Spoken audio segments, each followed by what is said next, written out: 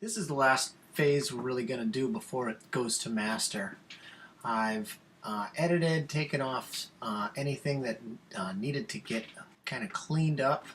I decided, made an executive decision, which you're going to do sometimes. I decided that the intro I didn't like, so I automated the tracks and I took the intro out simply by removing the volume. Volume's all the way down, so it doesn't actually start until the verse starts, and the pickup, which is how the song's going to start, actually starts with vocal. So instead of being an instrumental introduction, it's going to be a little tiny vocal pickup note before the band comes in. I also added all my final automation.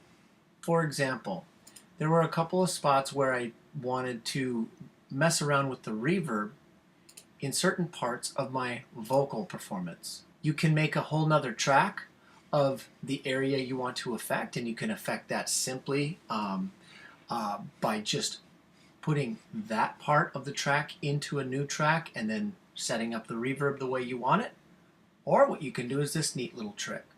So when I click automation, that'll turn this green, and then you have a choice of things to select. What do I want to automate? Well, the biggest one is volume.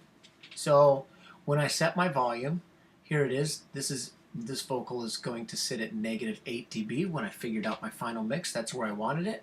And you can change that if there's a spike or the heavier part of the song. I thought I needed a little more signal, so I went ahead and added a couple of dB. But the other thing you could do is automate what I was talking about before, some of the effects. So this basically goes to send number 3, so that's bus number 3, because I only want the effect in the chorus. There's no effect in the verses, and then when it comes up, that's when the effect happens. So that's the part where it's, I'm going through changes. You'll notice that the reverb really has quite a pickup there, and it's only in those two spots. And then it's towards the end of the song when, during the Tenacious D, the D-O part, only in the dramatic sections. So you can add your effects that way.